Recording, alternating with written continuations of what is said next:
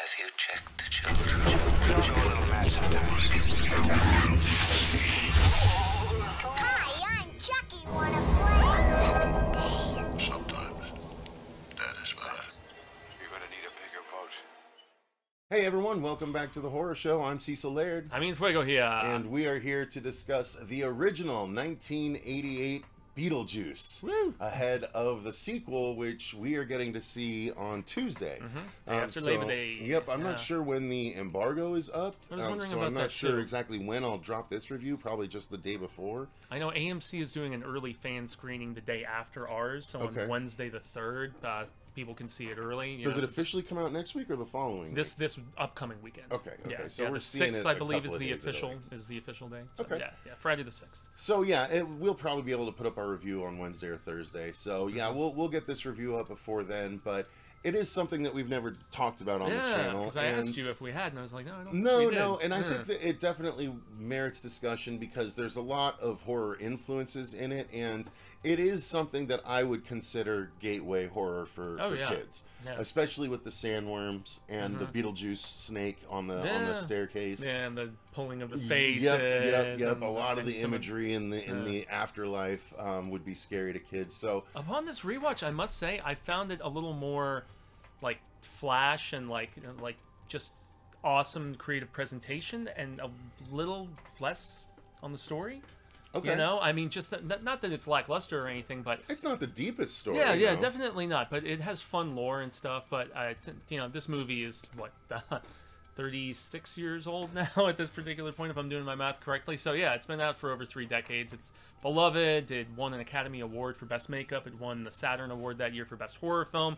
I wouldn't call it like a full-on horror film, as you said, more of that gateway variety. But lots of creativity. I still feel like the very end 15 minutes, which involves like some potential nuptials, and it just kind of speeds through the last 15 minutes or so, but it's really the performance of Keaton. It's a 15, almost 16-year-old Winona Ryder really coming into her own, and I think in a lot of ways also Alec Baldwin and Gina Davis are kind of the unsung, just kind of heart of this movie in a lot of ways.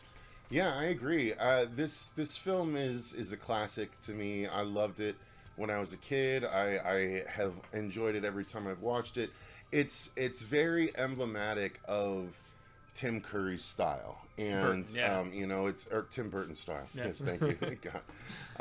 Thinking about Tim Curry for a whole nother reason regarding a movie that had a cameo. He's in Stream. He's in Stream. Yeah. His cameo is in the post-credit scene. Oh, boo! So I didn't even get to see him in the movie. Oh shit! Yeah, because they've been actually heralding that in some of the marketing campaigns. So anyway, he was on my mind for that reason. Tim Burton. Yes, Tim Burton. His style was being established at this time, and he's just done Pee-wee up to this point. Pee-wee's Big Adventure, which I also is disturbing for different reasons. The medical scene, I kind of remember being really creepy. Large Marge in the freaking semi truck, know. So Tim Burton is developing his Edward Scissorhands not long after this. I think a year or so after. Yeah. So developing his style, and I loved it. I loved being a kid that was starting to get into horror. This was really cool. It was a way to visit the horror genre without having to commit to staying there for an extended period of time. You know what I mean? Just dip your toe, so to speak. Yeah, exactly. Is this one that like the sandworm showed you or something? Or like probably, older siblings. Yeah, because since I didn't have older siblings, I didn't see this till I was a lot older. I saw the cartoon. That was my first experience with the Beetlejuice property, was that animated, and that was like 4 seasons, I think. Yeah, I used to watch the cartoon. That was a fun one. Yeah. I love seeing that there's ladies that go to cons and dress as that version of Lydia. Yeah. The animated version with the red shawl. And Yeah, it's a cool look. I was big into Beetlejuice. Michael Keaton was larger than life as Beetlejuice, and completely, like, he was one of the early like characters that I really latched onto as a kid, where it was like, oh man, like it's not just humans, it's not just regular people that are the center of film stories. Like Beetlejuice was really stepping out there for me, and I really loved it. And then Winona Ryder, she was only a little bit older than me at the time, so I'm sure there was a bit of a crush situation going on, but I just loved the movie. It was fun. It was scary. It was funny. Otho was hilarious. Catherine O'Hara was awesome. Let's just go a little out of order. We're talking about all the actors. The acting is phenomenal. Yeah, both the key players, the bit players, the supporting players. All of them are top notch. I absolutely think the acting is just phenomenal.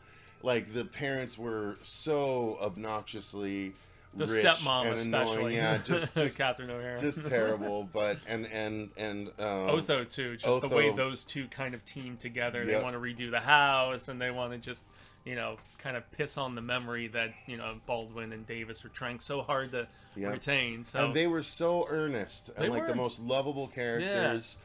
Lydia is amazing. So yeah, just all of the acting is phenomenal across the board. Yeah, and this is Keaton really more so than just about anything, because he was known early in his career as being a comedic guy, and it wasn't until like Clean and Sober, and then even Batman to a degree, and then later on with like Desperate Measures. And I mean, when he started getting more into dramatic work and showing he had the chops to do it, I mean, he's an Academy Award winner at this point, right, for Birdman. So I love when he would visit comedy after going serious, like Multiplicity. Which is why I'm stoked about him finally returning to this role after all these years. And the fact that he even said recently, he's like, I did Burton bad with Dumbo. I didn't really bring it the way that I felt that I should have, and so I'm hoping to redeem myself with Beetlejuice. So, fingers firmly crossed. But it's like when he finally pops up in the movie, because you see like that little infomercial, but he finally arrives like 45 minutes in, and like everything gets so much more manic and crazy with his, and just unhinged when he finally arrives. And that's where, I mean, the film is very earnest and sincere up to that point, but that's where it goes off the rails and gets that delightful bonkers that the film is so known for. It's funny. You made me think of the fact that he's returned and he wanted to bring his all to the character. I think they took advantage of that. I hope they so. They did a version of Hot Ones with him. I haven't watched it yet, but I saw the little promo. I saw him do a TikTok where he's doing a popular lip sync that's going right now. Okay. As Beetlejuice. I'm like, what are we doing? Like, we're diluting the fuck out of this character all of a sudden. Yeah, they wanted and he's to make like money. just doing it. It's just him doing it. And I'm like, holy shit. The Hot Ones thing is kind of funny, but it's not that great. Because it's Keaton interviewing Beetlejuice, right? Right. Okay. But it's still worth watching if you're a Beetlejuice fan. So anyway, that's a complete sidetrack. So well, I mean, you got the fake little promo advertisements during the movie, so then maybe it kind of ties in a little bit. Yeah. So of course, the story of Beetlejuice, it's about this couple that lives in this small town, and somewhere in like Maine or New England. Or exactly. Something happens. There's an accident, and they both die.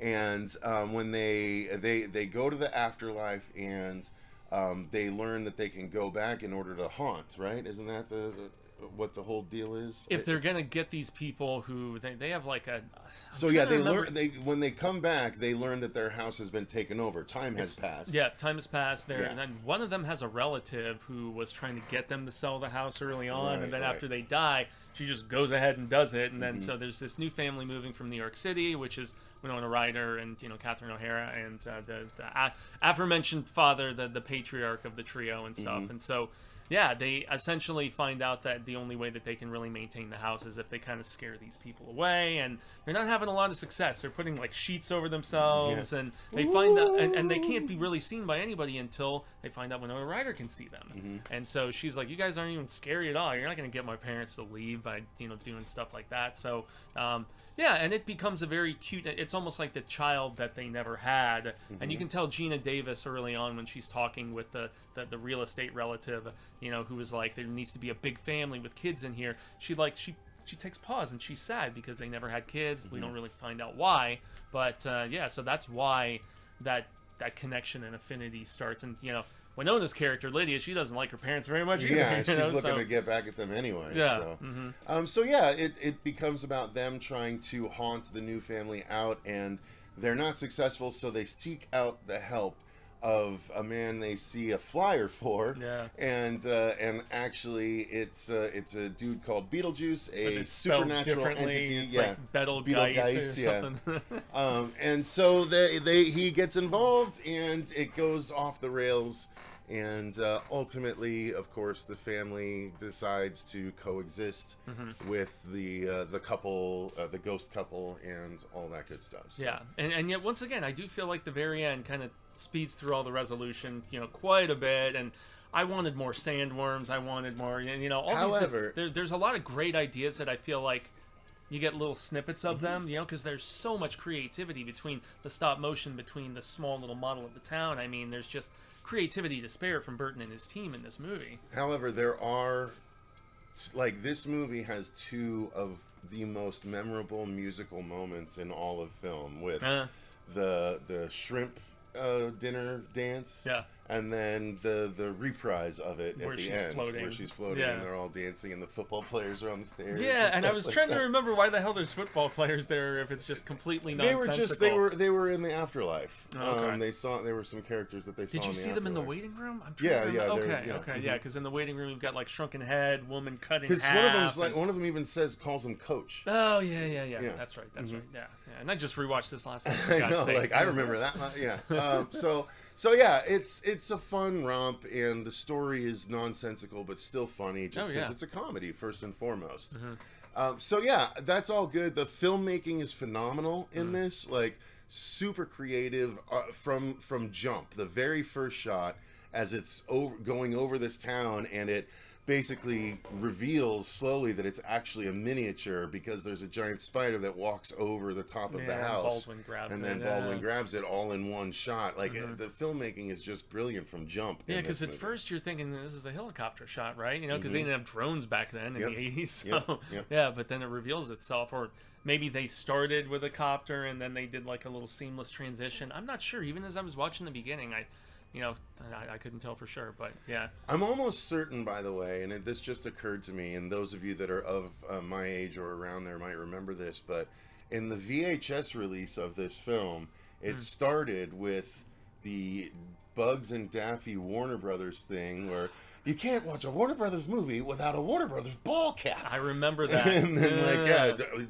Daffy ends up getting shot in the face, and he goes, his beak ends up on the side of his head, and he goes, "You're despicable." Yeah. And then the movie starts. Yeah, and yet you could send away for those ball caps, didn't they? Have Yeah, like the yeah. PO box That's or what it whatever? was. And Yeah, everything for it. literally. Yeah, I They're remember like that. send out for merchandise. Yeah, I think they did the same thing around maybe Gremlins 2 when it was on home video. I It gotta was right around the same I gotta time. search that I'm trying to ad on remember, YouTube, but yeah, man. I anyway, mean, sidetrack again. Yeah, and I was talking about the waiting room as far as effects and the filmmaking aspect goes. I mean, the shrunken head guys. We just saw great cosplay of them at Gathering of the Ghouls. Now, we which didn't is have an pretty dope. indication in the original that there's multiple Bobs. Yeah, right? because we did As far see as we two. know, it's just the one. Yeah, Was and there two? Or well, was it... Beetlejuice gets his head shrunk at the end by the same guy. Hey, what's going on? Yeah. Yeah, and the Miss America covered in green. I mean, there's just there's so much creativity in that bit, and even the weird little creature that's marrying them at the end, which looks like something out of That thing is so bad cool. taste, maybe, or something. That thing is so cool, dude. Yeah. It's so unnerving, and the puppetry, and like so neat. Yeah, and when Catherine O'Hara's sculptures come to life and trap them in the finale too. So I mean, once again, creativity to spare. Burton was really coming into his own visually with just all of the zaniness that he was just willing to put together with his team, and that's what makes this film so special. And I'm reassured in the fact that they're like, yes, there is some CGI with this sequel, but they tried to implement as much practical as possible, right. which excites me. So Agreed. Yeah. So, I mean, filmmaking, score is great effects, too. score Danny Elfman's is score is so memorable, phenomenal, man. And dude. it's like dark whimsy, especially with that opening shot of the town that you were talking about. That's so memorable. It's great. Yeah, it's awesome. It's the score is phenomenal. The sound design is great throughout. Like it's just peak genre cinema. Yeah. You know what I mean? Like I can't remember if it was nominated for any Oscars or anything. I wouldn't be surprised. Nominated and won for best makeup. Okay, so I knew there was something there. I thought, Yeah. but. Like that's the only way Oscars will nominate genre Horror, films. unless it's Silence of the Lambs. Genre, but, period. But like Silence of the comic Lambs is book a ones thriller. too. It's just costuming and makeup effects, and that's it. You know, everything editing. that Black Panther won for. Yeah, exactly. Those are the only ones that have won Oscars, really. So. Yeah, La Travestie. Anyway. But yeah, Beetlejuice is amazing, guys. Yeah. All of these reasons are why I'm actually genuinely excited about the second one. Yeah. I've seen reviews both ways. I've seen a review say, this is great. This is what we've been waiting for so many years. Then I saw another one say, It's all over the place. They tried to do too much. Too many callbacks or member berries or whatever. Yeah, because it's out in a few international territories already as of this filming. So, and here's the thing: as someone that made Dylan's New Nightmare, I'm not opposed to member berries. So if I don't used think I'll have tastefully, that problem. I mean, Alien Romulus did it relatively well. Absolutely. You know, So there you go, guys. I think that's going to do it for our review of Beetlejuice. Let us know what your thoughts are on the film in those comments down below. Tell us all the reasons that you love it, just like we just gushed about it. Yeah. Thank you guys for watching. Thank you to all of our patrons for supporting the channel the way that you do. We greatly appreciate that as well. Until next time, though, I've been Cecil Laird. And gracias, Jaime and Fuego. And remember, Stay scared.